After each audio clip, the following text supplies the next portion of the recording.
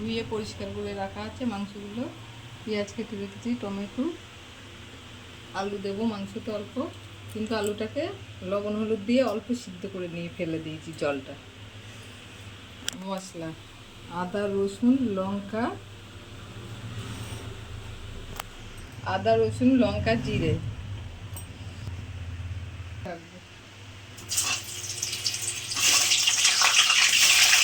আচ্ছা, আর লবণ হলুদ দেবো। মশলাটা বাটা হয়ে গেছে, দিয়ে দিলাম মাংসের মধ্যে।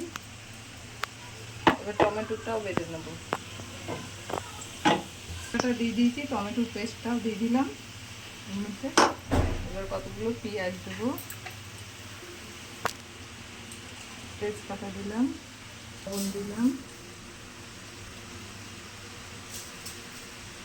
হলুদ দিলাম, গুড় দিলাম, সে তেল দিলাম। এবার মাখিয়ে রাখবো কিছুক্ষণ।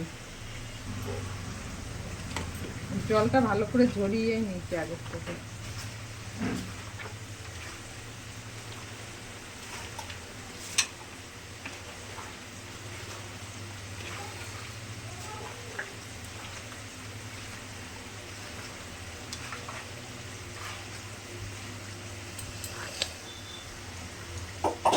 ভাজা হয়ে গেছে, তুলে নিলাম।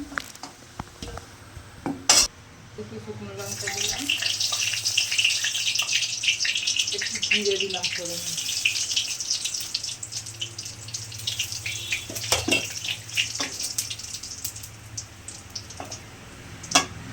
পেঁয়াজ আছে, এটা ভেজে নেব।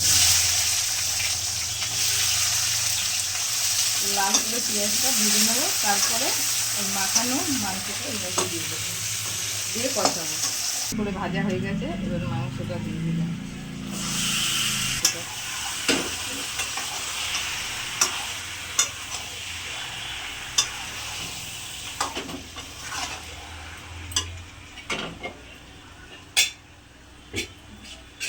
একটু জল দিয়ে দিলাম, বাটিটা ধুয়ে একটু জল দিয়ে দিলাম।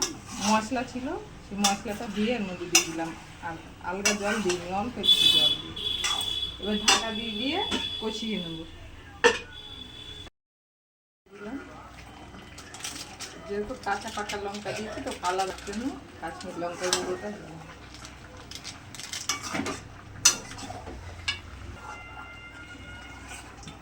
মাংসটা প্রায় কষানো হয়ে গেছে, আর একটু কষানো হয়ে গেলেই প্রেসার কুকারে দেবো।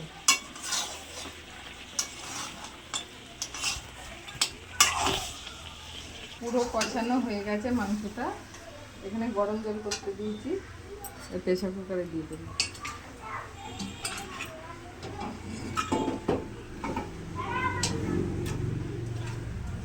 4টে সিটি দেবো প্রেসার কুকারে, দিয়ে তারপরে আলু দেবো। জলটা গরম জল ঢেলে দিলাম এর মধ্যে।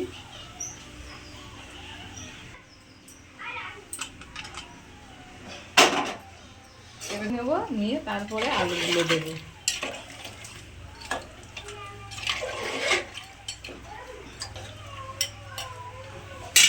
এবার আলুগুলো দিয়ে দিলাম, দিয়ে আর 2টে সিটি দেবো। এবার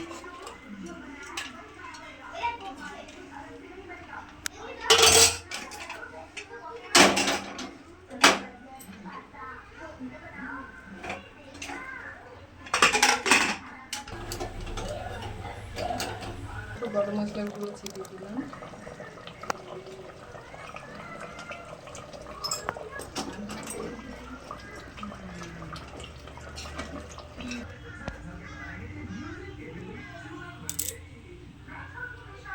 মা থেকে রাখতে